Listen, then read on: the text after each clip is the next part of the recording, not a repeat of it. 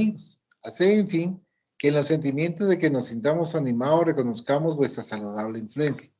Da a los medios a que os encarguéis de transmitirnos vuestras enseñanzas, la conciencia y la santidad del mandato que les ha sido confiado desde la gravedad del acto que van a cumplir, con el fin de que tengan el fervor y el recogimiento necesario.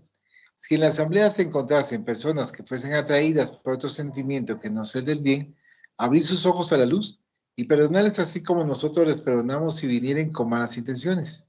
Rogamos especialmente al espíritu de Genaro Valladolid, nuestro guía espiritual, que nos asista y vele sobre nosotros. Que así sea. Que así sea. El día de hoy nos toca la página 58, capítulo 10. Este es del libro La Luz de la Verdad por Amalia Domingo Soler. Y el título es La revelación por el espiritismo y la ciencia. Es misión de los sacerdotes ilustrar a sus feligreses, haciéndoles conocer todas las evoluciones de la ciencia, o sea, el desarrollo y el desenvolvimiento de la inteligencia humana, despertando su sentimiento y su amor al estudio, convenciéndoles de que el hombre sin instrucción es como el ave sin alas, como fuente sin agua, que vive sin vivir porque vive sin comprender a Dios, y vivir sin saber por qué vivimos es una pobre vida. El hombre debe saber de dónde viene, por qué está hoy en la tierra y a dónde irá mañana. Y los que se llaman los ungidos del Señor tienen obligación sagrada de difundir la luz de la verdad, y como la verdad es la ciencia y en las demostraciones científicas se encuentra Dios, por esto la misión de los sacerdotes no es rezar rutinariamente las oraciones contenidas en su breviario. Su oración debe ser el estudio, su más ferviente plegaria, el análisis. Bajo el punto de vista corporal y puramente anatómico, el hombre pertenece a la clase de mamíferos de los que no se diferencia sino por accidentes en la forma exterior. En lo demás, la misma composición química de todos los demás animales, los mismos órganos, las mismas funciones y los mismos modos de nutrirse, de respiración, de secreción y de reproducción. Nace, vive y muere en las mismas condiciones, y a su muerte se descompone su cuerpo como el de todo ser viviente. No hay en su sangre, en su carne y en sus huesos un átomo de más ni de menos que en la sangre, carne y huesos de los animales. Como estos al morir devuelven a la tierra el oxígeno, el hidrógeno, el azoe y el carbono que se habían combinado para formarles, y vuelven estos para nuevas combinaciones a constituir nuevos cuerpos minerales, vegetales o animales. La analogía es tan grande que se estudian sus funciones orgánicas en ciertos animales, cuando no pueden hacerse los experimentos en él mismo. Cueste lo que cueste a su orgullo, el hombre debe resignarse a no ver en su cuerpo material sino el último anillo de la animalidad sobre la tierra. El inexorable argumento de los hechos está ahí, contra el cual no hay protesta que valga. Pero cuanto más el cuerpo disminuye en valor a sus ojos, tanto más aumenta en importancia su principio espiritual. Si el primero lo pone al nivel del bruto, el segundo lo eleva a una altura inconmensurable. Vemos el circuito en el que el animal se detiene, mas no podemos alcanzar ni aún con la imaginación el límite a que puede llegar el espíritu del hombre. De ahí puede inferir el materialismo con el espiritismo. Lejos de temer los descubrimientos de la ciencia y su positivismo, se anticipa a ellos y los impulsa porque está seguro de que el elemento espiritual que tiene su existencia propia no puede recibir menoscabo alguno. La existencia del principio espiritual es un hecho que no tiene, por decirlo así, más necesidad de demostración que el principio material. Es, en cierto modo, una verdad axiomática que se afirma por sus efectos como la materia, por los que le son propios. Aquí vamos a hacer una primera pausa. Y nos están indicando cabalmente, para que nosotros no nos sintamos mayores que los animalitos, que somos iguales. Y que, obviamente, cuando nosotros vamos estudiando y nos vamos dando cuenta cómo son como en la sangre, cómo es el ADN, cómo van funcionando el sistema orgánico o los diferentes sistemas o los diferentes órganos de los animalitos iguales a los nuestros, y que por eso mismo hacen los experimentos para poder evaluar las reacciones. pero que al mismo tiempo nosotros tomemos en consideración la parte espiritual, porque esa es la que, conforme vamos trabajando y nos vamos desmaterializando, nos vamos a sentir mucho mejor, y acá nos indica que cuando nosotros nos dediquemos realmente a la experiencia de hacer la parte espiritual, a hacer el bien, de transformar nuestras vidas, vamos a tener algo distinto y vamos a poder desarrollar ciertos efectos o la sensibilidad, como bien nos manifiestan algunos hermanos, que cuanto más nos vamos desprendiendo, podemos ser más sensibles y poder ayudar a otros, por supuesto, en determinado momento. No sé si alguien quiere hacer algún comentario.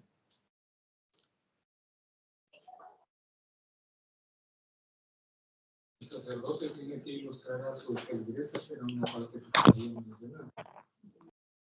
Esto también hay que tomarlo en cuenta, digamos, desde el punto de vista espírita, que el que está, digamos, con el conocimiento, en este caso el director, se podría decir, tiene también que ilustrar a los que están asistiendo, pero también hay que tomar en cuenta que para hacer esta ilustración hay que usar palabras sencillas o palabras entendibles, porque si usamos palabras complicadas, no, digamos, es como que estuviéramos haciendo una situación a medias, como por ejemplo el sacerdote, y no se pone a estar hablando de literalmente conceptos de teología, sino que usa conceptos de acuerdo a donde se esté desenvolviendo. Eso es parte de la caridad también. Sí, muchas gracias.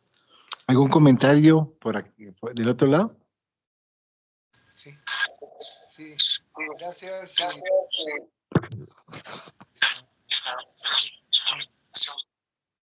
Bueno.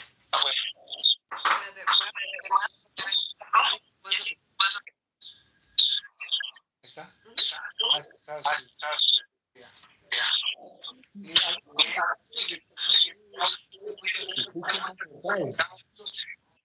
Se escucha entrecortado.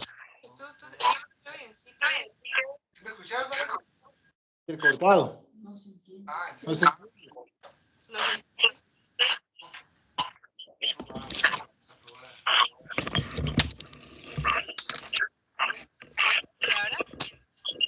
¿Ahora?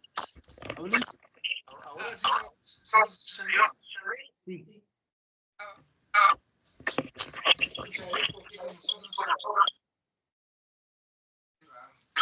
Yo lo muté, ya no sé. Ahora ellos sí te ven a ti. Va, muy bien. Entonces, solo con la manita de si sí me están escuchando, ¿sí? Súper. Muy bien. Entonces aquí algo bien interesante, cabal, como estaban comentando, es el hecho de que hay que tener, darle mucha importancia a los libros, ¿verdad? Porque los libros son nuestros mejores maestros. Podemos analizar acerca de lo que nos digan los libros, y recientemente ahorita se acaba de celebrar precisamente el día del libro. El 23. El 23 de abril, ¿verdad? Entonces, eso me recordaba que un buen libro es como un buen amigo, también, como un buen maestro. Y de ahí nosotros, es como que estuviéramos nosotros también conversando con alguien. De ahí podemos nosotros también aprender muchísimo. Yo que siempre he sido de la idea de que no hay mejor maestro que el libro. Si nosotros queremos aprender acerca de alguna materia, tenemos que ir hacia la fuente, es decir, a los libros, ¿verdad? Que son excelentes maestros para ello. Y, por supuesto, hacer uso de nuestro análisis, como dice la lectura. Y dependiendo de nuestro análisis, ver si podemos aplicar lo que estamos aprendiendo en los libros. Algo bien interesante e importante es la desmaterialización que nos habla aquí en la lectura. Es decir, conforme nosotros vamos aprendiendo a ser más espirituales, también aprender a ser menos materialistas, ¿verdad? Y eso me llamaba la atención recientemente con las noticias, ¿verdad? Que están ahorita actualmente en cuanto a algunas disposiciones del Papa que acaba de fallecer, Francisco, porque él no quería ostentación, él quería irse en un feltro lo más sencillo posible, se vestía también de la manera más sencilla posible, e incluso no aceptaba lujos por parte de la Santa Sede. Él trataba de vivir lo más sencillo posible, es decir, ya había entendido bien claro, por supuesto, dentro de los límites de la Iglesia Católica, ¿verdad? Que era lo que quería nuestro Maestro Jesús de Nazaret de ellos, ¿verdad? Entonces, en cuanto a transmitir el Evangelio, tener contacto con las personas de escasos recursos y, en síntesis, ser servidores de los demás, ¿verdad? Él no lo veía como una persona importante en cuanto a tener mucho poder, sino es así que recientemente he tenido conocimiento que hizo varias reformas a la Iglesia Católica, ¿verdad? Cosas que incluso me estaban comentando que fueron más allá de lo que hizo Juan Pablo II, y eso me llamó la atención porque en forma calladita, en forma anónima, ¿verdad? Estuvo haciendo sus reformas. Y también es así que incluso en las noticias hay un cardenal alemán que dice que espera que el próximo cardenal que vaya a ser nombrado papa, vaya a abolir muchas de las reformas que hizo el Papa Francisco, imagínense, ¿verdad? Porque estaba prácticamente quitando muchas de las prestaciones del status quo que tenían los cardenales y muchos de la Iglesia Católica, ¿verdad? Entonces me encantó eso, y el hecho también de haber leído me parece que fue en Puntos de Luz, si mal no recuerdo, que decía que, y me llamó la atención porque yo no lo tenía así, decía que él era uno de los espíritus que habían sido llamados a promover una transformación espiritual en la humanidad. Y en los pocos años que estuvo él ahí siendo papa, realmente, porque fueron pónganle unos 10, 12 años, hizo varios cambios, ¿verdad? Que si él hubiera tenido oportunidades de vivir unos 10 años más, hubiera provocado cambios mucho más drásticos. Sin embargo, ahí viene la oposición también en cuanto a lo ortodoxo, que quieren mantener lo tradicional, esos parámetros, ¿verdad? Entonces, he ahí lo que puede hacer una persona con poder, ¿verdad? Y entonces, teniendo principios bien fundamentados, ¿verdad? Y muy espiritualizado. Solamente.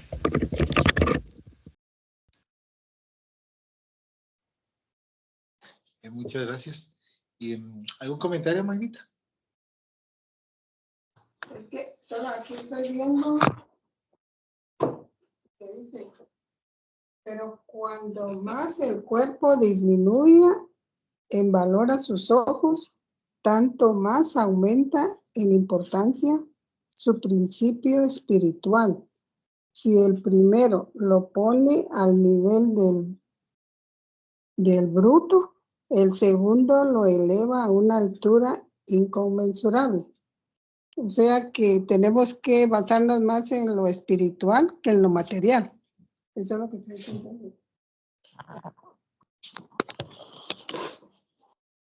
Vamos a continuar con la lectura. Dice acá.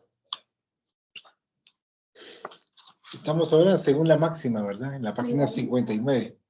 Según la máxima, todo efecto tiene una causa. Todo efecto inteligente debe tener causa inteligente.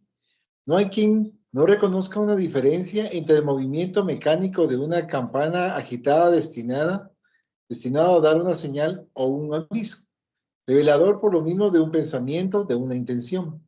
Pero a nadie que tenga sano el entendimiento se le puede ocurrir la idea de atribuir el pensamiento a la materia de la campana. Se deduce que ésta es movida por una inteligencia a la que sirve de instrumento para manifestarse.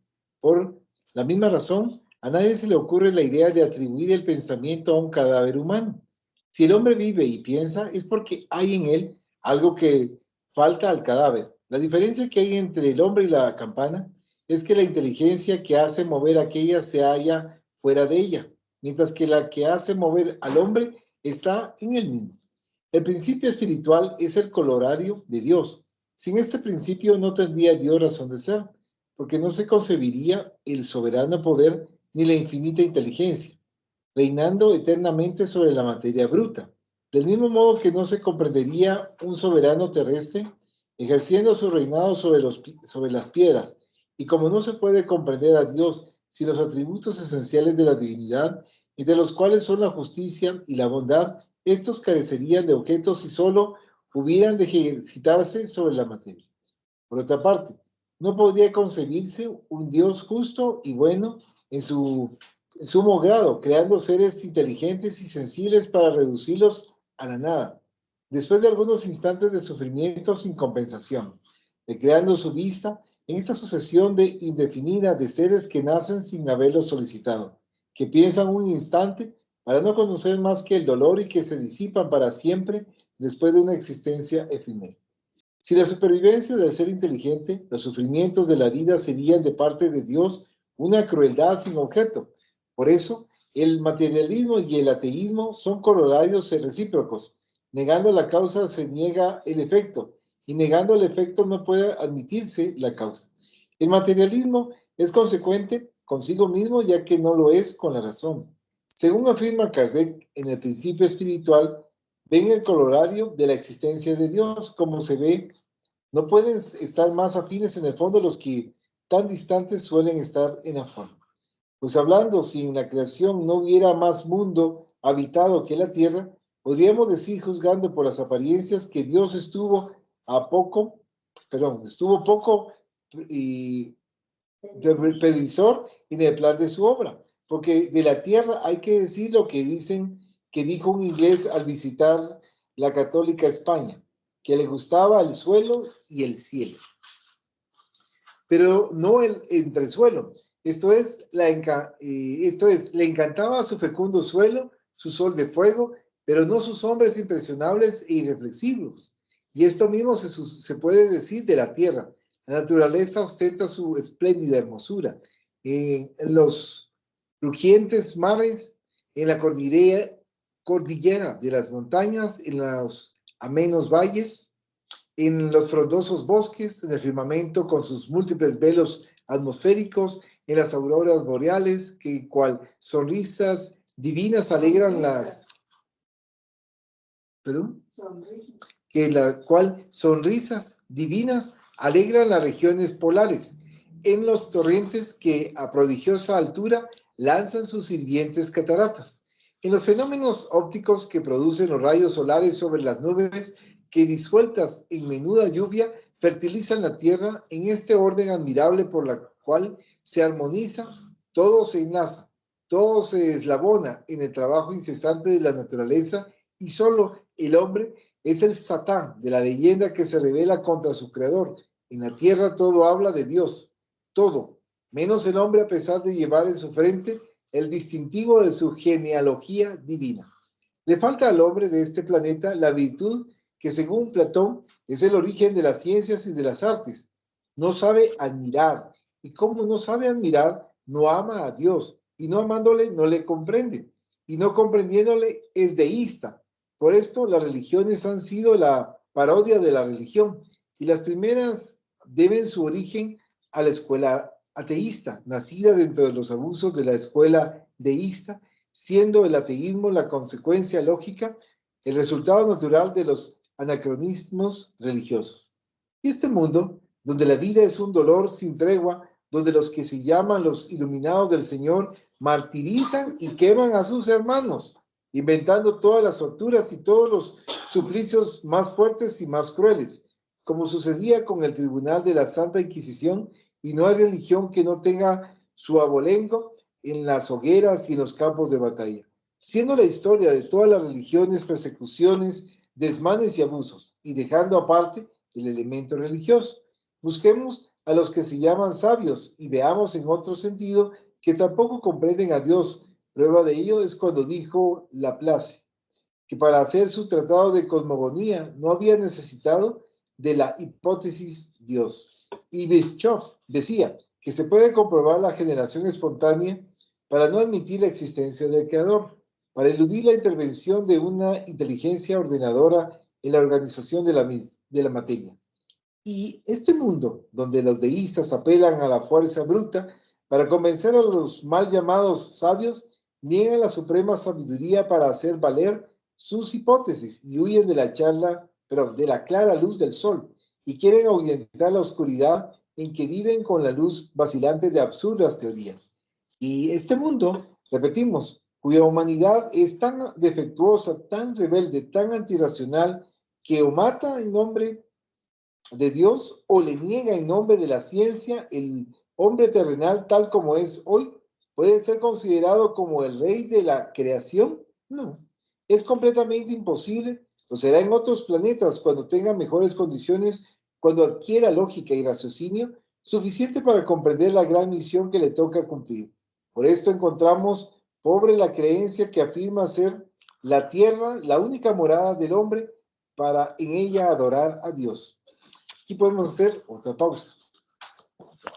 Primeramente, nos están indicando la importancia de poder nosotros evaluar y determinar que nosotros tenemos a nuestro alrededor eso maravilloso que ha creado Dios. Pero el ser humano se ha encargado de destruir, de lastimar, de hacer cosas en perjuicio de todos.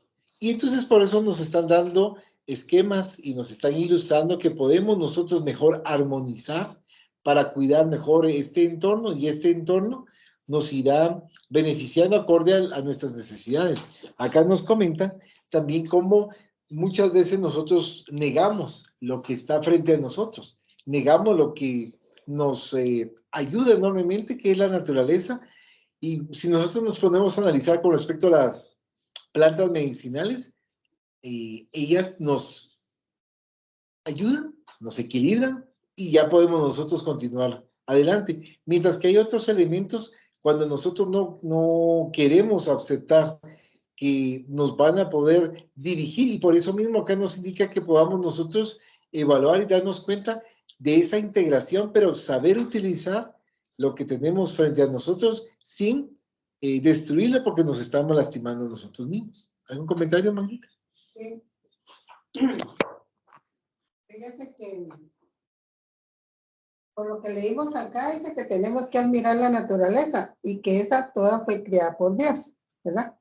Bueno, ahora recuerden que por ejemplo, nuestros, de aquí, los mayas y todo eso, ellos admiraban la naturaleza. Ellos, ¿por qué van a los parques y le tienen un gran respeto a la naturaleza? Ahora, ¿en qué fallan ellos? Si ellos admiran la naturaleza y la tienen como un Dios, ¿dónde está ahí la diferencia? No sé si Coca ya me agarró el hilo. Maestro Coca. Sí, hola, compañeros maestros. Yo creo que no fallan, Marita. En mi opinión no fallan ellos. Lo que sucede es que vemos que todos estamos en un grado evolutivo diferente. Entonces ellos, en el grado evolutivo en el cual se encuentran, para ellos le dan la importancia necesaria a la naturaleza. Y ahí está bien, ¿verdad? Eso está excelente porque efectivamente es creación de Dios. Y ahí se encuentran mejor que nosotros, que ni siquiera nos ponemos a contemplar las maravillas que ha creado nuestro Padre Celestial, ¿verdad? Como bien nos comentaba Magdita, ¿verdad? Ahora, en cuanto a fallar, no están fallando porque ellos tienen su propia creencia y son libres de hacerlo como las demás religiones. Cada uno de ellos tienen su forma especial de adorar a Dios. Y no por eso podemos decir que están equivocados, ¿no? Sino recordemos, son caminos diferentes para adorar a nuestro Padre Celestial. Recordemos que hay caminos anchos y hay caminos más estrechos. Y así es como tenemos que ver nosotros las diferentes religiones, ¿verdad? Los caminos anchos son los que son más permisibles con nosotros, y los caminos estrechos son los que requieren que nosotros tengamos un mayor control de nuestros actos y de nuestros pensamientos, ¿verdad? Independientemente de qué religión que estemos hablando. Ahora bien, en cuanto a eso precisamente que hemos perdido, yo les comento lo que aquí en la casa nos recuerda René, ¿verdad? Que es el ver al cielo, ver las estrellas, ver la luna, quedarse en contemplación de ella, de lo infinito, porque ya casi no lo hacemos nosotros. O sea, vamos en un ritmo acelerado que tenemos que cumplir con una determinada serie de tareas que ya todo lo demás lo damos por sentado, ¿verdad? Ya el cielo, ya para nosotros el cielo cuando está allá arriba, ya ni siquiera elevamos nuestros ojos para poder ver las estrellas y lo hermoso de las mismas, ¿verdad? Que en cuanto están ahí, ¿verdad? Nos da la lectura de que pensar que solo el planeta Tierra está habitado es como pensar que Dios es miope, ¿verdad? No con esas palabras, pero sí en ese sentido. Para haber creado solamente a la Tierra y todo lo demás vacío, ¿verdad? Entonces, ahí falló Dios, según lo que dice la lectura, ¿va? Los que piensan de esta naturaleza, de esa manera, ¿va? Entonces, creo que nosotros tenemos que admirar más, como bien dice la lectura y estaba comentando Balachi también, ¿verdad? Por ejemplo, el mar, la arena, los ríos, los arcoíris, todo eso que vemos, Las flores. Las flores. Qué bonito. Los arroyuelos, las cascadas, eso que es parte de la naturaleza y que es tan hermoso y que pues ya no le damos importancia. Como está ahí, ya ni siquiera vamos a verlo. Pero ya se da por sentado. Ya se da por sentado, ya son otros nuestras orientaciones, ya somos más materialistas, ¿verdad? Entonces queremos ver algo que tenga más valor, ¿verdad? Que tenga más valor, que nos volvemos más acumuladores y pues entonces ya no estamos disfrutando de ese panorama de la creación de nuestro Padre Celestial, que ahí está, pero como bien se decía, ya lo damos por sentado. ¿Sabes?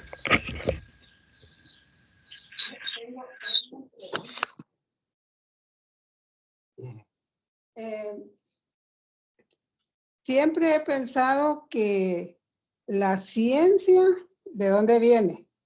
¿Quién la inició? Va. Y luego, pues yo pienso que todo eso Dios lo ha proporcionado.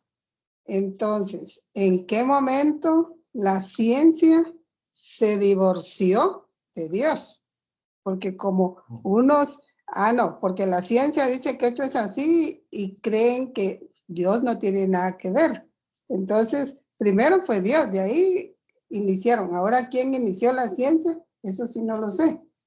Y esa es la duda. ¿Por qué? ¿Cómo le dijera yo? Así que, ¿por qué Dios no nos hace ver que la ciencia Él no la proporcionó? Entonces, ¿por qué nos lo estamos negando a través de la ciencia? Esa es la... ¿Cómo que decir la pregunta? Gracias, Mayrita. Yo creo Igualito, disculpe. Es que me voy a tener que retirar, disculpen. Dios me la bendiga. Y Va, que todo gracias, muy amable. Sí. Adiós. Ahora sí. Ok, muy bien.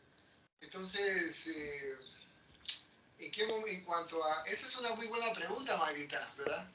Yo creo que podríamos responderla si tuviésemos nosotros, frente a nosotros, incluso no solo frente a nosotros, sino poder tener acceso al registro acásico. Recordemos que en el registro acásico es donde está grabada la historia del planeta Tierra, bueno, de todo el universo, ¿va? Pero especialmente llamémoslo de aquí del planeta Tierra, aquí es el registro acásico, ¿va? Entonces, si nosotros pudiéramos acceder ahí, podríamos ver exactamente en qué momento comenzó la ciencia. Pero yo tengo una mi hipótesis en ese sentido, Mayrita.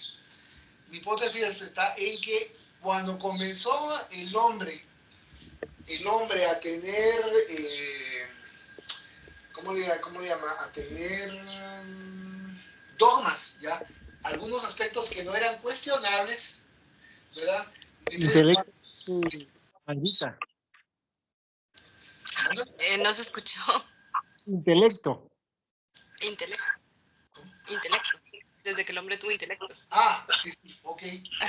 Ok, muy bien, gracias. Entonces, claro, es cierto, Carlos ya tuvo que usar más su intelecto, ¿verdad? Entonces, cuando se dio cuenta de que el hombre quería dominar al pueblo, ¿verdad? A través de la religión, a través de los dogmas, ¿verdad? ahí comenzó ya un rechazo por parte de la razón del ser humano, ¿verdad? Y ahí les estoy hablando de miles de años antes de Jesús, porque recordemos que ya miles de años antes de Jesús ya existían las ciencias. Esos probablemente los pudieron haber traído. Yo creo que otra hipótesis, además de eso, lo pudieron haber traído también, recordemos, los que vinieron de las Pléyades, aquel grupo de hermanos que perdieron su grado en las Pléyades y vinieron aquí al planeta Tierra. Ellos ya traían la ciencia en sus culturas. En su cultura, ¿sí? Ya eran científicos. Lo que pasa es que como ética, moralmente no habían ganado el grado allá en las Pléyades, vinieron acá como a fundarlas. Castigados, ¿verdad? Como castigo, ¿verdad? Pero ya tenían conocimiento de la ciencia, ¿verdad? Las matemáticas, la física, la astronomía. Y prueba de ello es que vemos nosotros en los templos, en las generaciones milenarias antes de Jesús, que hay prueba de ello, ¿verdad? Las matemáticas, cómo construyeron, por ejemplo, esas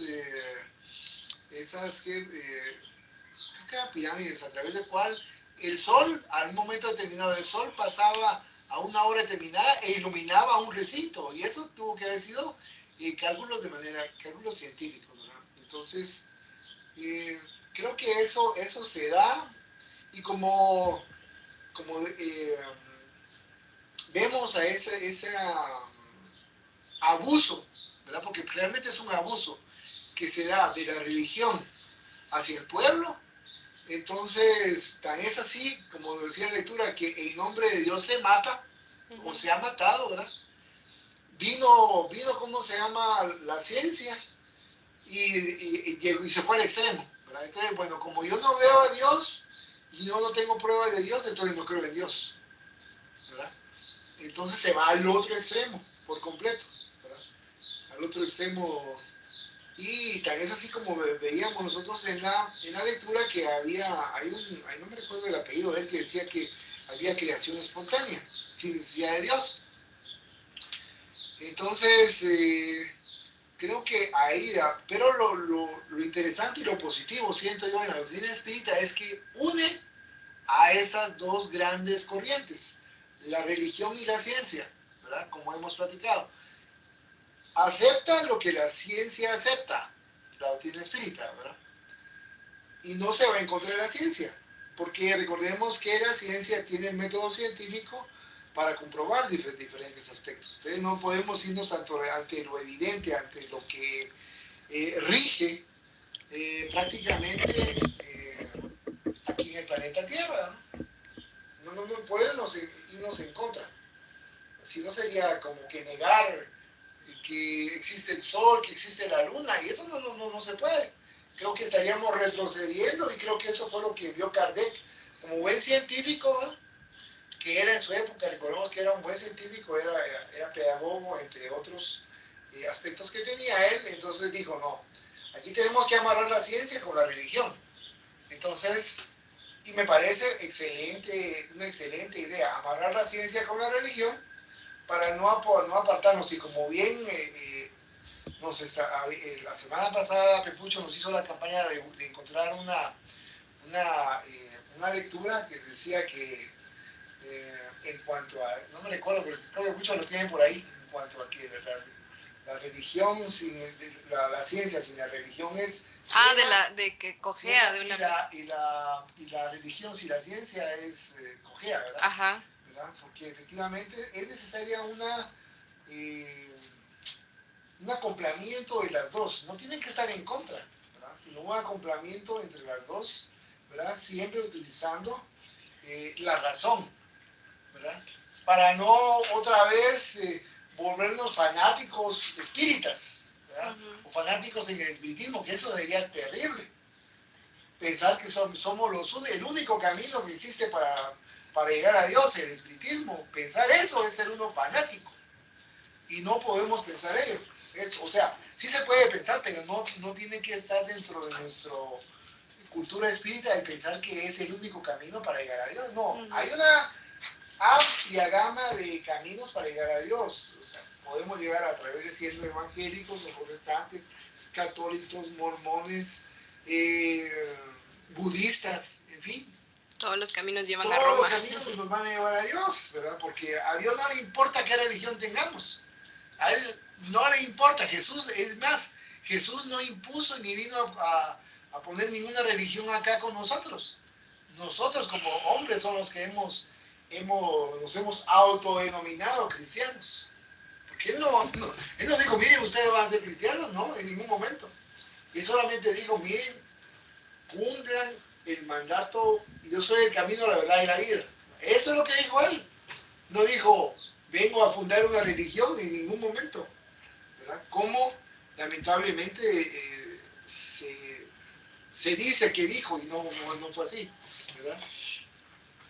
¿Qué es concepto? No, y no fue así, ¿verdad? Entonces, creo que tenemos que ser lo suficientemente, entender el suficiente pensamiento abierto, ¿verdad? Y no ortodoxo para poder comprender la grandeza de esta doctrina, ¿verdad? En su justa medida, ni más ni menos, ¿verdad? No podemos pedirle más al espiritismo de lo que nos puede dar. Solamente. Yo solo quería agregar algo, que la ciencia en sí nace con la curiosidad digamos, del hombre o de la mujer, pues, del ser humano. Porque, o sea, es en el afán de descubrir, digamos, por ejemplo, qué pasaría si hago esto, qué pasaría si toco esto, qué pasaría si no se hace esto, o algo así. Entonces, de la curiosidad, del cuestionamiento, que era lo que decía cabal Magdita, el intelecto, de ya la capacidad de razonamiento es donde viene la ciencia. Entonces, también, digamos así, viéndolo de un contexto histórico, en nombre de la religión se han hecho atrocidades. Y la ciencia, digamos, nació como para darle una respuesta a las inquietudes del pueblo. Entonces, quiera que no, como que lo empezaron a ver como algo contrario, ¿va? O sea, si Dios me está diciendo que está permitido matar y que está bien estar en la ignorancia, esto no es Dios, esto no tiene nada que ver con Dios. Entonces, por eso también se dio como esa corriente separada totalmente, porque como, o sea, yo lo veo, digamos, en las cruzadas, ¿va? Y así en los tiempos donde todo, digamos, como que las misas también se dan en latín. La gente no iba a entender nada. Entonces iba a decir como, o sea, y Dios quiere que así se hagan las misas, porque así decían, es que Dios es la palabra de Dios, que no sé qué. Entonces dicen, o sea, ¿cuál es el objeto si quieren mantener al pueblo en ignorancia, ¿va? Entonces, no tiene mucho sentido. Y la ciencia venía justamente por la curiosidad, porque yo quiero aprender, yo quiero saber qué es esto, qué significa. Entonces dirían, bueno, si yo estoy siendo ilustrado y estoy viendo que en la religión como que se me anula la capacidad de conocimiento que puedo adquirir, entonces se te dice, por ejemplo, bueno, entonces este no es el camino de Dios, es otra cosa. Y por ende, lo llevaron a tal extremo de decir, bueno, si yo no lo miro, no lo creo. Y ya, nada más. Sí, aparte de eso, recordemos que todas las religiones, todas, tienen dogmas. Todas venimos con dogmas, queremos imponer creencias. La Biblia, mis respetos para la Biblia, es un gran libro, pero también tiene sus propias dogmas. Y si analizamos, también fue escrito por hombres, ¿verdad? Y cada uno da su versión distinta. Por ejemplo, en los evangelios de San Lucas, Mateo y estos 4, Marcos, y no me recuerdo cuál es el otro, ellos cada uno habla de la distinta forma de la crucifixión de Jesús. Entonces, todo eso tenemos que analizar bien, ¿verdad? Y tener cuidado porque para mí todas las religiones tienen su dogma y quieren que uno esté encarcelado dentro de esos dogmas. O sea, no nos permiten despertar y el que despierta es un fariseo. Es hereje. Muchas gracias.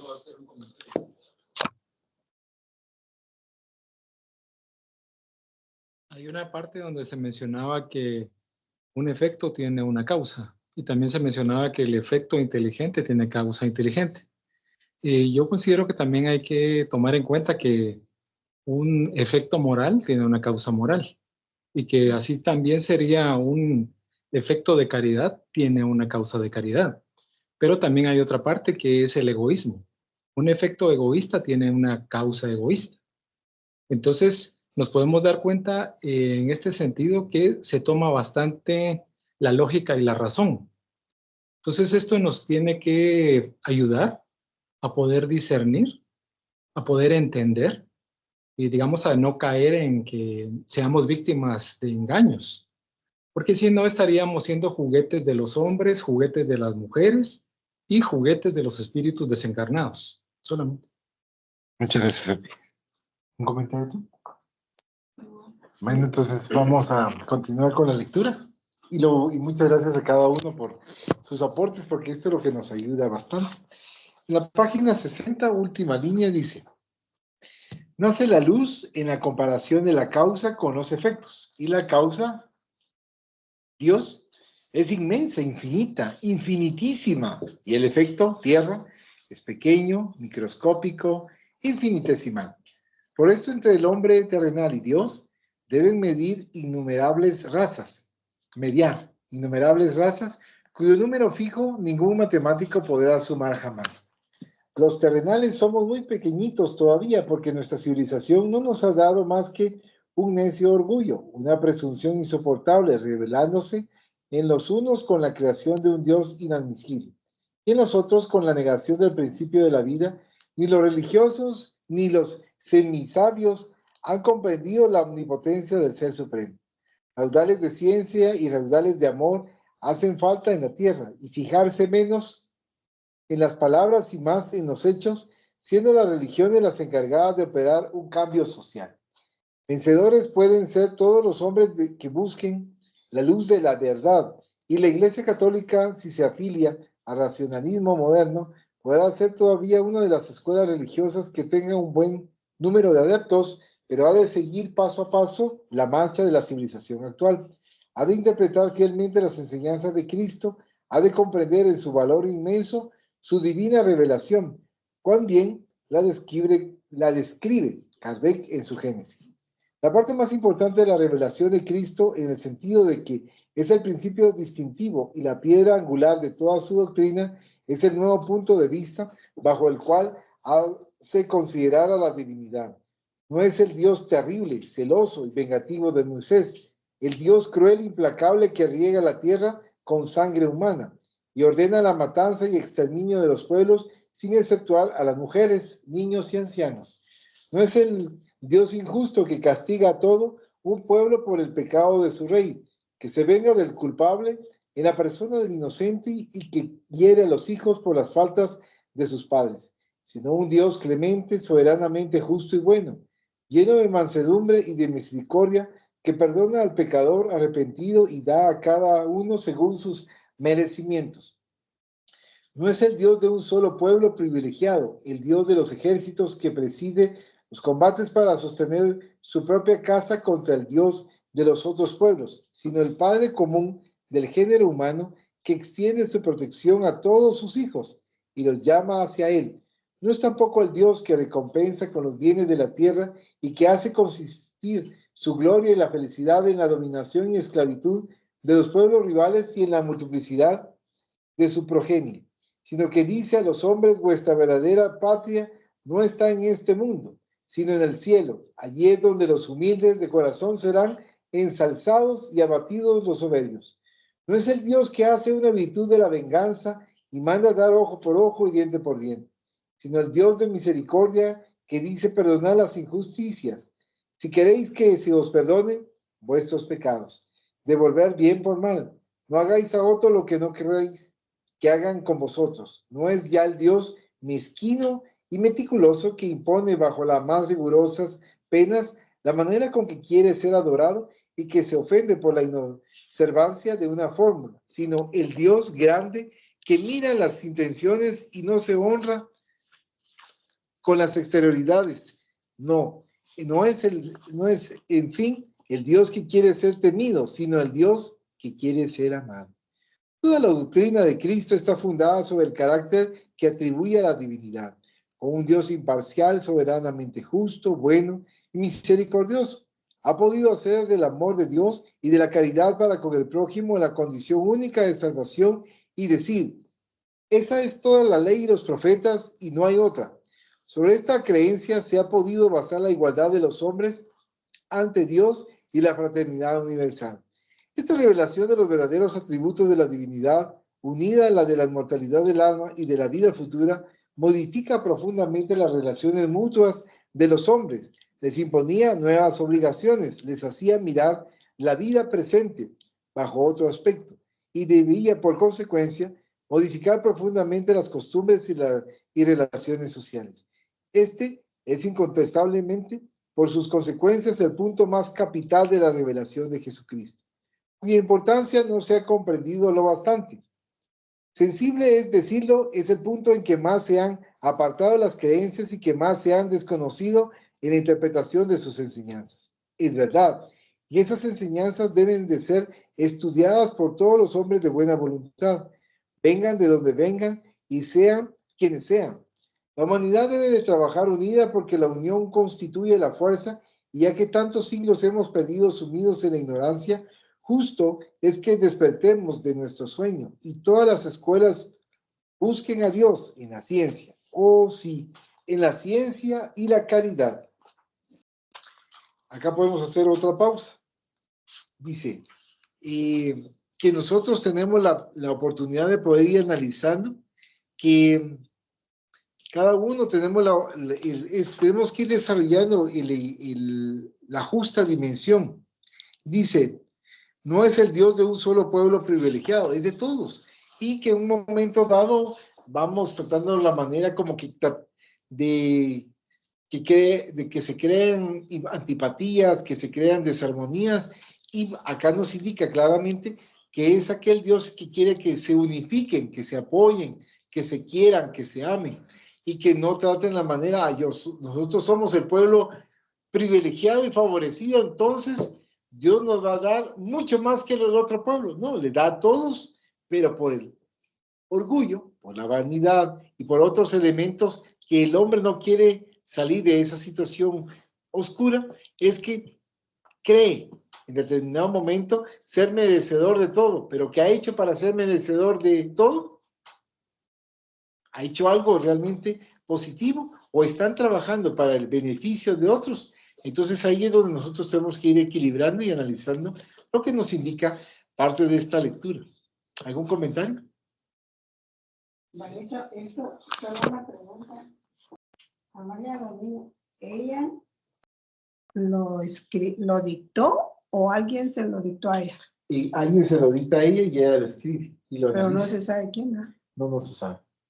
Bien. Y hay otros análisis que ella va teniendo también, porque es muy buena como analítica. Es que como aquí ya veo que está hablando de la Iglesia Católica, lo que está pasando ahorita. Actualmente. Es que es igual. Ajá, y eso fue en 1900, o sea, hace 125 años, un poco más. Pero y mire, es que pues yo estaba viendo la portada, que esto, segunda edición, agosto 2000, dice, aquí. Pero Sí. entonces, ¿cuándo fue esto? No sé. Fue en la época de cuando ella escribía en los periódicos españoles, fue en 1900, 1890 aproximadamente. Pero mire, es que es lo que está pasando ahorita. Actualmente. Ajá, es muy actual. ¿Cómo vieron todo eso, Ajá, verdad? y que todavía se está repitiendo. Sí, es lo mismo. Pues sí. Pues fíjense que yo me enteré, ¿no? Por un youtuber que vino aquí, lo que necesito es que a ver quién lo va a corroborar.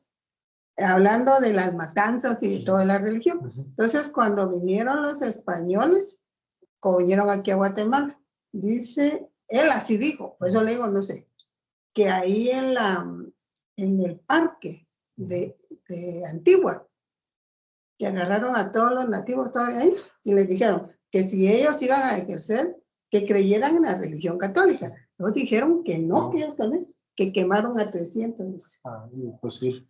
Eso como dice una yo, forma así de que los quemaron miedo. para que ya los demás vieran. Sí. Y entonces, eso mismo dice él, que entonces lo que nosotros hicieron fue, por ejemplo, como si ellos creían en el famoso Mashimón, entonces lo pusieron como que fuera otra imagen a semejanza de los católicos y que así lo siguen haciendo. Por eso no sé si es cierto todo. No, pero por lo menos para analizar, ¿verdad? Sí, Muchas gracias. sí.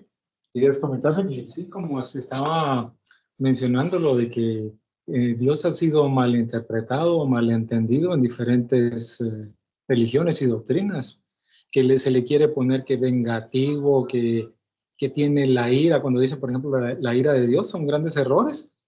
Y como había mencionado Valo, agregando lo que dijo, de que no se tiene la verdad absoluta, o sea, cada creencia, cada religión o cada doctrina no tiene la verdad absoluta.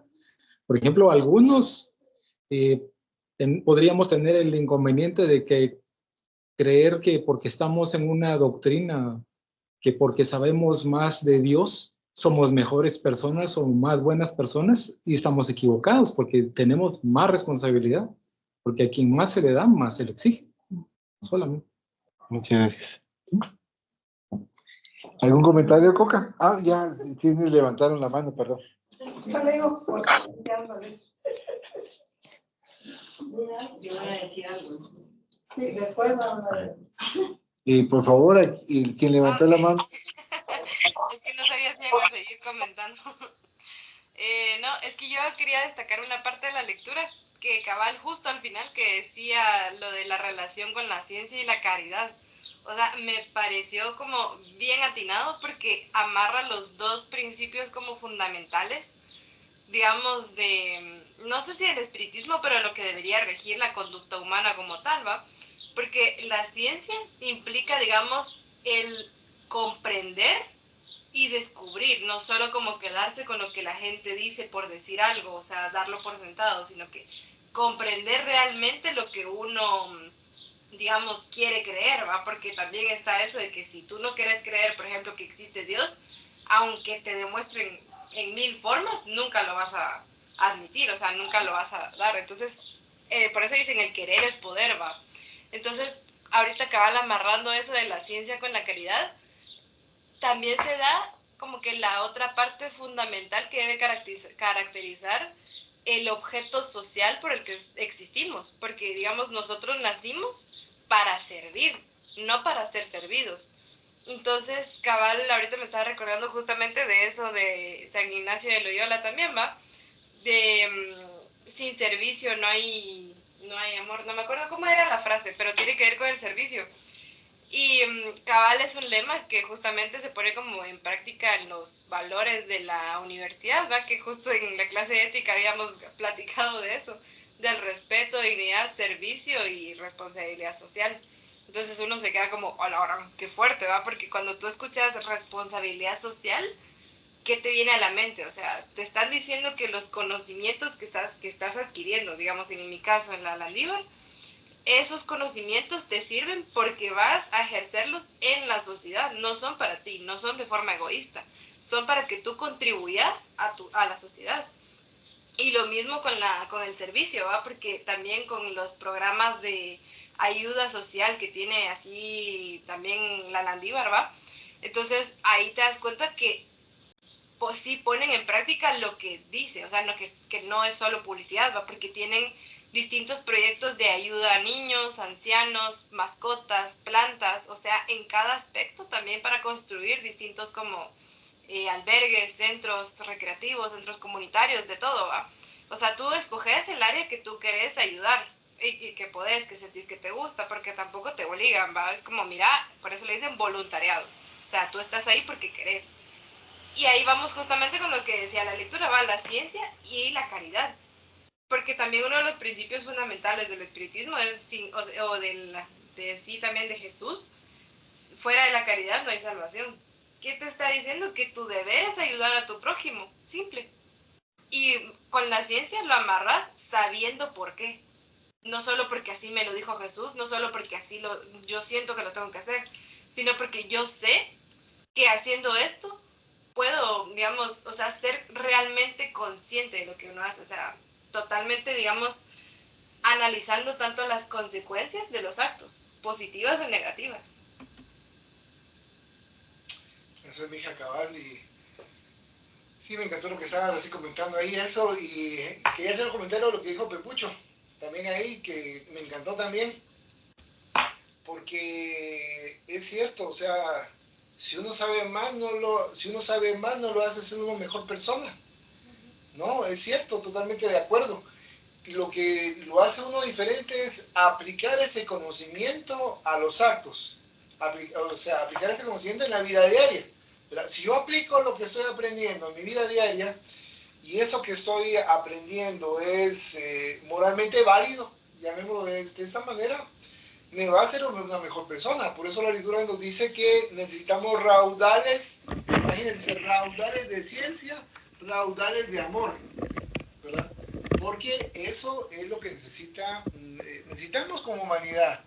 Y algo que me encantó, que dice la lectura también, que dice que no ha sido debidamente investigado, analizado por parte de nosotros. Lo escuchamos, pero mejor dicho, no lo escuchamos. Lo oímos como ir llover, ¿verdad? Que dice, ama a tu prójimo como a ti, ama a Dios sobre todas las cosas y a tu prójimo como a ti mismo. Ahí estaba encerrado toda la ley y los profetas, ¿verdad?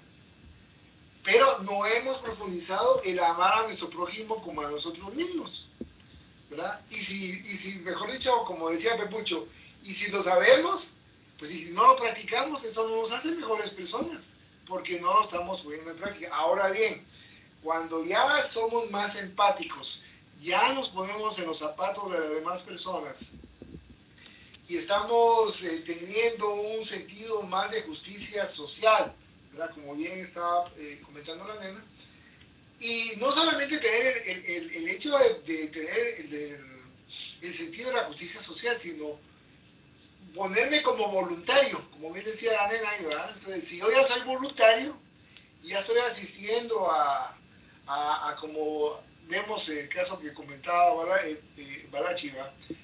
Ir a los hospitales a compartir una taza de café, un poco de pan, ya esa labor social, pues ya me está haciendo a mí ser, de alguna manera, si no voy a resolver el problema social, estoy ya tendiéndome a la sociedad, ¿verdad? Y eso me hace ser una mejor persona, ¿verdad? Cuando pongo en práctica lo que voy aprendiendo. Si no, es una más de las teorías que voy a conocer, como bien decía Pepucho, ¿va? Yo voy a conocer de moral, excelente. Sé de moral, ya tengo, saqué... Ya tengo la medallita. Ya tengo la medallita, cabal, me parece. La insignia. De que ya cursé, Ajá. de que ya cursé moral individual y moral social, ¿verdad? Por decirlo de verdad, aunque sabemos que es ética, pero ya lo cursé, ya tengo mi medallita, como dice la nena, ¿verdad? Pero eso no me hace a mí un ser moral, porque no lo estoy poniendo en práctica. Cuando ya lo ponga en práctica, ¿verdad? Entonces me va a hacer diferenciar de los que no son morales, ¿verdad? Valga cómo se llama la diferenciación, no en apellido, sino en cuanto a hechos, ¿verdad? Como decía aquí en la lectura también, ¿verdad? Que necesitamos más hechos que palabras, ¿verdad? No necesitamos decir, ay, te amo, eres el amor de mi vida, te quiero tanto. No, demostrémoslo con hechos, ¿verdad? Si yo quiero, hay una infinidad de formas de demostrarlo, ¿verdad? Que yo creo que, pues aquí no sería el momento apropiado para decir de qué manera, pero hay una gran cantidad de formas de patentizar nuestro amor por los demás. Y no solo decir te quiero mucho, te amo mucho, y no hago nada. Entonces, como decía Pepucho, es otra teoría más, es otra intención más, o es otra fantasía más. Palabrerío, o nada palabrerío, como bien dice la nena, que no me está haciendo a mí ser una mejor persona. Como si realmente lo aplico, como dice la lectura. Cuando entendemos e investigamos más lo que es el amor que decía nuestro Maestro Jesús de Nazaret, en cuanto a amar a nuestro prójimo como a nosotros mismos, creo que realmente va a haber un cambio en la sociedad. ¿Por qué?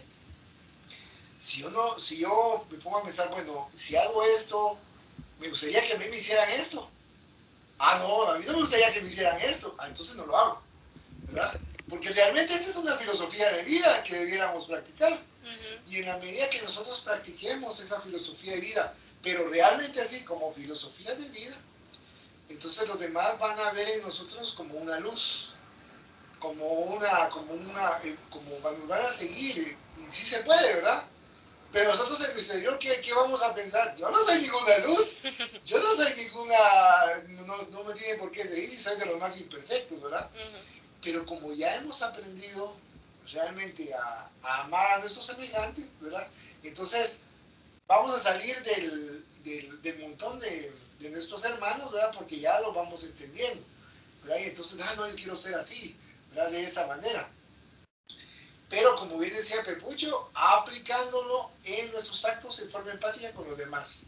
No como teoría, porque como teoría, como decía la nena, otra mi medallita, ¿va? Mi amor al prójimo, tengo mi medallita de moral, tengo mi medallita de moral social y mi medallita de amor al prójimo. Como los scouts que tienen así la banda de insignias. Sí, ¿verdad? Que teníamos que acabar, me parece excelente ese símil, ¿verdad? Que seríamos nuestra camiseta llena de medallitas, ¿verdad? Lo que no nos hace ser mejores personas. Me encantó eso, solamente. Muchas gracias.